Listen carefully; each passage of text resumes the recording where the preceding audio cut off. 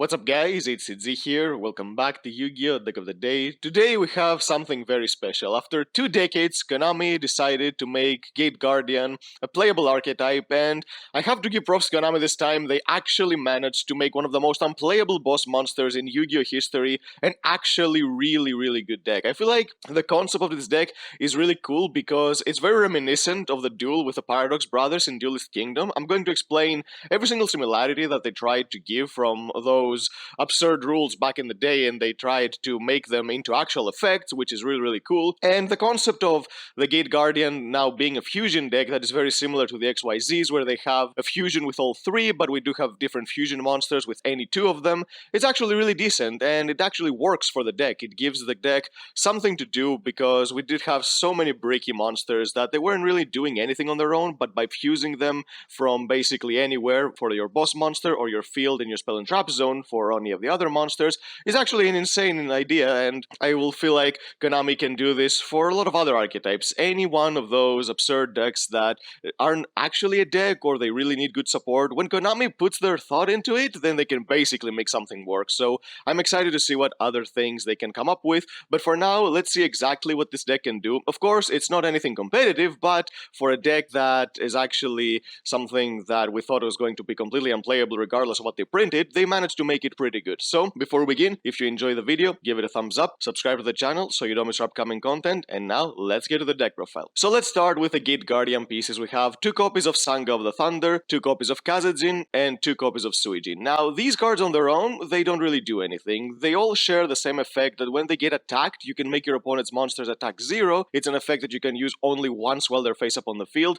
This effect is not going to come up because these monsters will hardly ever stay on the field for more than 1 turn. Either you're fusing them to make your fusion monsters, or if you actually summon them, you're using them for Xyz material. You're not going to have them on the field during your opponent's turn to use this effect. So we played 2 of each because they're very easily accessible for the deck, so we don't really need to max them out in order to see them, because we do have ways to get access to them. And also, they are not completely bricks because they are level 7, so we can use them for a card like Sacred Sword of 7 stars to get more draw power, and there are also ways to cheat them out on the field or fuse them from the hand, so you can use them very consistently. So they can be a little bit bricky at 3, but I feel like you don't really have enough when you don't play them at 2, because you need to be able to use them over and over again throughout a duel to get more monsters on the field. Now let's dive into some of the new cards. First, we have 3 copies of Labyrinth Heavy Tank. Now this is a card that is of course a retrain of Labyrinth Tank, which used to be a fusion monster. So yeah, this card you can summon it without tributing. It cannot attack the turn it is normal summoned. I feel like this is an effect to reminisce the fact that during the Labyrinth duel they had to like take steps through other levels, so they wouldn't be able to attack anything right away. So this is why they put this effect in here for some reason. And during your main phase, you can place one of your pieces from your hand or deck face up in your spell and trap zone as a continuous spell, and if you control a Labyrinth Wall card, which is going to be the field spell, you can destroy 1 monster your opponent controls. So the concept of putting the pieces in your spell and trap zone and then fusing them is like when Para and Dox placed them like spell and traps face down in boxes throughout the duel. So that's why they tried to mimic in this particular strategy, and it works. It's actually a really cool way to make bricky cards actually able to work, because if you were supposed to summon them, they're level 7 monsters, they would not be that good, but if you put them in the spell and trap zone, you can use them for a lot of other different things. For example, for a card like Magician's Souls, if you don't want to fuse them, then you can just send them to the graveyard, draw cards, and then you can fuse them from the graveyard if you're going to summon for the big boss monster. So there are a lot of niches you can use with this type of playstyle. It's really cool. We have 3 copies of Shadow Ghoul of the Labyrinth. This is the retrain of Wall Shadow, and it's a card that you can use to discard to get your Labyrinth Wall card from your deck to your hand, which is always going to be the field spell. Of course, if you want to be more cheesy, you can play some of the OG cards and run the OG Labyrinth Wall in the deck. I wouldn't recommend it, which is why I also don't run Gate Guardian in the deck, because Gate Guardian, even though as cool as it is, we have basically a better version of it right now in the fusion monster, so running the OG one, even though it floats into it, you can float into better stuff, so you don't really need to play the OG Gate Guardian unless you really want to. But I tried to make the deck as good as possible, even though it's not a competitive deck. So yeah, this card you can ditch it to get your Labyrinth Wall field spell from your deck to your hand, and it also has another niche effect at the start of the damage step. If your opponent's monster battles while you control Labyrinth War card, you can banish this card from the graveyard to destroy that opponent's monster, so it can kind of be used as a grave trap disruption, so you can use this effect as well to get some cheesy interactions with your opponent when they don't see it coming. Now for some more generic monsters that help really well with the strategy, so we have 2 copies of Elemental Hero Prisma. Of course we're playing Hero Lives in order to turbo this card out without even using our normal summon, because most of the time we want to be normal summoning our Labyrinth Tank, So yeah, this card is a card that can copy any of the pieces because we do have fusion monsters for all of them, so you do have always something to reveal to send one of the materials with Prisma, and then if you can get the other one on the field with an effect like Labyrinth, Tank, or anything else in your spell and trap zone, you can banish them to fuse into your monster, so you can potentially get more effects. So the fusion monsters do have a lot of different effects regarding utility, disruption, and power. We're going to talk about them once we get into the extra deck, but you need to know that you need to summon a lot of fusion monsters during one turn. So just summoning one is not gonna cut it, so this is why we need to be able to get as many copies of a card that can get us more access to field cards as possible. We do play a lot of spell cards that can tutor out the pieces from the deck as well, on top of getting them in a spell and trap zone. We do have one copy of Magician's Souls with one copy of Illusion of Chaos. Now, the reason we play 1-on-1 is because, of course, we're on Preparation of Rites.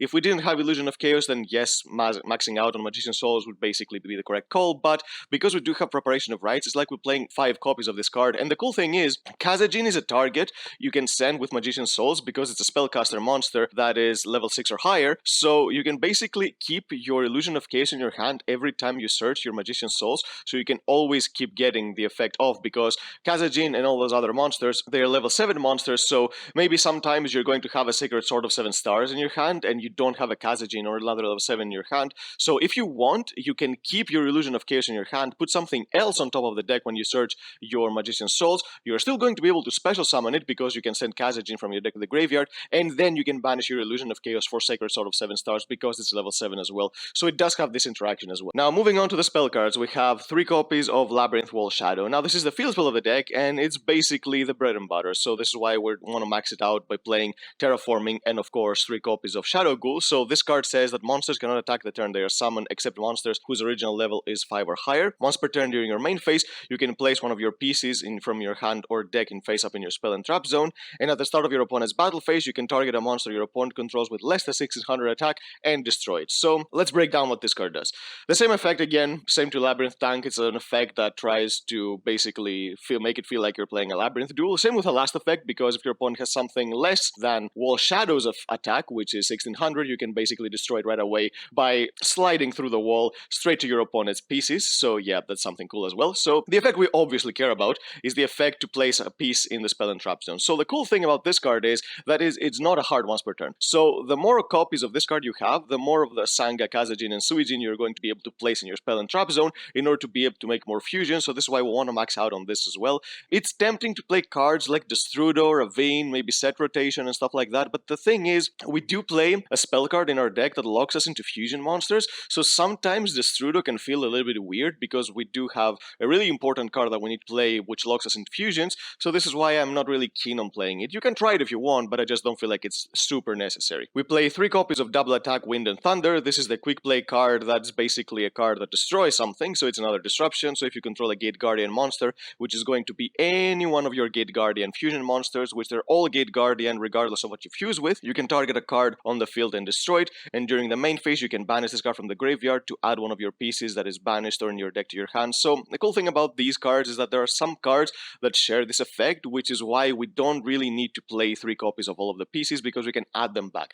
If you couldn't add them back, then playing even 2 of each sometimes in a grind game, you would not have enough in order to be able to make enough fusion monsters to go for the game, but because we do have effects like this, it doesn't matter too much. We have 1 copy of Riryoku Guardian. This is a card that is a retrain of the OG Riryoku, and they try to make the anime effect a real thing. So if your life points are lower than your opponent's, which they sometimes are going to be because we do play Hero Lives, which is going to cut our life points in half, so we can use this card right away. You can target a monster you control with Gate Guardian, its original name, you have your opponent's life points, and then that monster gains attack equal to your opponent's life points. So this is basically what Riryoku did in the anime, which seemed super unfair back in the day, especially when we were kids watching the anime. We all thought that this card was absolutely insane, even for our standards back then. So yeah, a card that can do this, especially turn 1, means that you're going second, you can go for some really easy OTKs because you will only have to deal 4000 damage, not 8000, and you boost one of your monsters by the same amount, so you can just need to run over 1 monster to go for the OTK, and because of Hero Lives, it is possible to get this turn 1. But again, we only need to play 1 copy of this card, because if you don't have Hero Lives, then sometimes it can be a little bit weird, because you will rely on your opponent to decrease your life points so you can use it. So it's a searchable card that you can use whenever you want, but you need some setup in order to use it, which is why we only play 1. And it also has the other effect that you can banish it from the graveyard to add one of the pieces that are banished or in your deck to your hand, so it's some recovery as well. Now, to some of more generic cards cards that we play that can help us to start the strategy. First, we have 3 copies of Fusion Deployment. It's a card that can get any one of Sanga, Kazejin, or Suijin straight from the deck, and it's a card that locks you into fusion monsters, which is why I said that Destrudo, it can be decent, but it sometimes can be a little cloggy if you open with this card, so this is why I don't run it in the deck. But yeah, this card is an emergency teleport for all the pieces, so it's a really powerful card. We have 3 copies of Hero Leaves. Getting access to Prisma means that we have another piece on the field, because we can copy any of them, and of course, again, paying half your life points means that you're going to be able to use Ryoku turn 1, even going first or going second, so it's a really good interaction with that card as well. We play 3 copies of Preparation of Rites. Being able to search our Illusion of Chaos gives us 5 copies of Magician Souls, and the reason I'm playing this ratio of 3-1-1 is because if you open multiple copies of Souls or Illusion of Chaos, you can't really do much with them, but if you open multiple copies of Preparation of Rites, this is basically taking a step from Dark Magician's textbook, because you can send the extra copies of Preparation of Rites with your Magician Souls to draw more cards, so multiple copies are never dead, because you're going to replace them with new cards. But if you open multiple copies of Illusion of Chaos or Souls, you can't really do much with them, especially that we don't play something like an Anaconda anymore or something like that in a deck like this, so it's not like special summoning one Souls and normal summoning the other is going to do anything, not in this particular deck, so this is why playing 3 copies of Preparation of Rites while playing the minimum copies of the other ones makes the most sense. We play 1 copy of Terraforming to search our field spell because it's super important and it's a soft once per turn, so we don't care as many as we draw. We want to draw as many as possible because we're going to be able to get more pieces on the field. 1 copy of Call by the Grave because sometimes a hand trap can hurt this deck a lot, even for example like an Ash Blossom on a Hero Lives or a Fusion Deployment. It can be really painful, so we need to be able to play around that somewhat. And we do play some draw power, of course. Instead of these 3 cards, you can potentially play Prosperity if you wanted, but I just didn't want to make this deck expensive because it's a deck that is going to be super budget. The extra deck, aside from the fusion monsters, the rest of the deck is basically fillers, so don't even consider these cards that you have to get them. So I wanted to make the deck as budget as possible, and so I put in 2 copies of Sacred Sword of 7 Stars because we do play a lot of level 7 monsters in the deck to banish with this card, and 1 copy of Upstart Goblin. Of course, if you want to make the deck better and you have access to Prosperities, you can replace these 3 cards with Prosperity. It's going to be much better, but again, I wanted to make the deck as budget as possible because these type of DM nostalgic decks, most people that want to play them are the people that don't really want to spend too much money on the game, so it's why I'm trying to make them as budget as possible every single time. And the only trap card that we play is 3 copies of Prey of the Jirai Gumo. Now, it's a card that can be a little bit weird to resolve, but there are some cool mind games you can do with a card like this. So what this card does is that you can activate it to summon it as a monster trap on the same column it was set, and then it can destroy one of your opponent's monsters that is on that same column. It's basically like when Axe Raider stepped on Jirai Gumo's square and then it got jumped on and got destroyed by Jirai Gumo. It's the same thing. So it's a very easy card to play around if your opponent knows you have it and if you only have 1 backer on the field, because your opponent is never going to play a monster on that column and you can't do anything about it. So the cool thing about this card is that first of all, by maxing it out, you can set multiple copies, so your opponent is going to have to guess where exactly the Jirai Gumo is, and when you play a lot of cards that are going to be once per turn, for example like Fusion Deployment, Hero Lives, yes, Hero Lives is not once per turn, but if it resolves it is because you have a monster on the field. So the cool thing about a card like this is that you can play mind games with your opponent by setting extra cards that are going to be basically bluffs. So if you play a full back row of like 1 or 2 Jirai Gumos with 3 other spell cards that don't do anything, your opponent is not going to know exactly where you put your Jirai Gumo, so they need to try to guess to where to put the monsters, and it's very funny because it's like exactly falling into that wrong square. When they put a monster under Jirai Gumo's column, you can activate it and destroy it. Of course, it's not the best trap to play in a deck like this, but it is searchable and it's very reminiscent of what the deck did back in the day in DM, so this is why we're playing it. Of course, if you want to make the deck a little better, you can play like 1 or 0 copies of this card and play another trap or a hand trap, but again, I wanted to make the deck as competitive and fun as possible, which is why I try to include basically all the decent cards that we got as support in this deck, which is why I love playing with a card like this, and it's very funny when you test it out with this strategy of putting like 5 back row with like 3 or 4 bluffs and a card like this in the back row. It's really amazing when it works off. Now let's move on to the extra deck. So first we have the fusion monsters. The fusion monsters are the bread and butter of the deck. They are the win condition, they are the searchers, they are basically everything. So let's start. We have 2 copies of Gate Guardians combined. Now this is a card that replaces Gate Guardian completely. It's a card that can float into Gate Guardian. If it gets destroyed, you can float into a level 11 or like Gate Guardian monster from your deck or extra deck, ignoring its summoning conditions. If it could only float into Gate Guardian, then yes, maybe there would be an incentive to play it, but it can float into any of the other fusion monsters, so it's not really a card you want to bring out. So yeah, this card, you can summon it by banishing all the pieces from your hand, field, and or graveyard, so it's very easy to summon. This is why Magician Souls is a really good card card because aside from drawing you extra cards, by sending your Kazejin from the deck and also sending the pieces you have in your spell and trap zone to the deck, you draw more cards and you get this card out on the field for free. So when your opponent activates a card or effect that targets a card you control, you can negate the effect and then destroy that card, and it's an effect that you can use thrice per turn. So the concept of this card being thrice per turn and the other fusion monsters being twice per turn, I suppose it's because each of the PCs can use the interruption once, like they did in the anime where they protect each other when they were getting attacked. This is basically the same thing. So this card has all three pieces, so which is why it can use the effect thrice per turn. And of course it has the floating effect I mentioned earlier, so it's a boss monster that can protect your entire board. It's 3750 like your Gate Guardian, so you can use this card to close out games very easily, especially with Ryok Guardian. So yeah, this card is the big boss monster you're going to be summoning to close out games or protect your board. We have two copies of Gate Guardian of Water and Thunder. This of course needs Suijin and Sanga of Thunder, and the cool thing about the first one is that you can use cards from the graveyard as well. Unfortunately, the other cards, you have to banish cards that you control, not from your graveyard. They would have been really better if you could banish them from the graveyard as well, but alas, we can use what we have. So by banishing those two pieces from the field, mainly your spell and trap zone, but fusion deployment allows you to get them on the field as well. You can summon this card, and once per chain as a quick effect, you can target a monster your opponent controls. You change its attack to 0. It's a card that on paper it doesn't do too much, but when you combine it with a card like Ryok Guardian, it can lead to some easy OTKs even if your opponent has monsters on board. And if this face-up card leaves the field by an opponent's card, you can special summon one Suijin or one Sanga from your banish zone. We have two copies of Gate Guardian of Thunder and Wind. It's a card that needs Sanga and Kazejin. It's a card that again you have to banish the cards you control to summon it, and during the main phase you can add a spell and trap from your deck to your hand that mentions Sanga, Kazejin, and Suijin, and it's a card that you can basically use this effect to search any of your spells and traps, because the spells and traps float into those monsters when they banish them from the graveyard, so this is why this makes them searchable. Their OG effects don't have anything to do with the three most of the times, but because they do have the secondary effect, Jiraiguma has the same effect too, I forgot to mention that, so you can use this card to basically search your entire spell and trap lineup, and of course, again, it floats into your Sanga of Thunder or Kazejin. And we have two copies of Gate Guardian of Wind and Water, and it's Kazejin and Suijin. This is the main disruptor. You can use this to negate spells and traps your opponent activates, and you can use this effect twice per turn, so it's a really cool thing that you can use this effect more than once, because the deck doesn't have too much disruption, aside from cards like this, and maybe Jiraiguma if you can count that as disruption, because sometimes it's going to be, sometimes it's not. It's very weird. But again, being able to negate this card, with this card twice, means that if your opponent plays a deck that relies a little bit on spells and traps, they're going to have a hard time, but if they don't, then you don't have any good monster negation, so it's going to be weird. And of course it flows into Kazejin and Suijin. Now, the rest of the extra deck, most of the times you're not going to be summoning any of them. I just put them here because I needed to fill the extra deck with something. So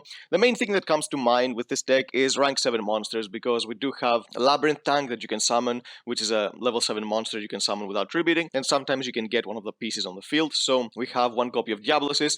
In this format, this card is decent because we do have Castira, and it's a card that if you can summon in pretty much any deck, you can kind of counter the deck, because they're going to have a lot of banished face-down cards, so you can punish them by banishing them even more. So it's a decent rank 7 play. One copy of Big Eye, because we can use it to steal our opponent's monsters. One copy of Harmonizer. It's another card that by stealing your opponent's monsters and materials, you can make this card kind of resilient and can also be used as graveyard disruption. We play one copy of Shangri-La. The reason we're playing Shangri-La is because we can use it with comboing with Diablosis to activate its effect once in order to go into this one copy of Arise card. But again, the concept of this deck being budget doesn't change because Arise card is here, because it's a card that is going to come up like 1 in 20 games. You don't really play a card like this. I just had to fill the extra deck with something. You can play, for example, like maybe 3 copies of all the fusion monsters and play Extravagance. That can work as well. So it's another concept you can use if you don't want to play Sacred Sword. It can work because you don't really need anything else aside from the fusion monsters, especially if you don't play Destrudo and Ancient Fairy Dragon with Dragon Ravine. So yeah, these Xyz monsters are just here to basically fill up some space. And for the Link monsters, we play one copy of Anima because of Magician's Souls, and one copy of Link Kuribo. Same thing, they are hardly ever going to come up because Anima is another card that can punish your opponent if they have the monster in the wrong column,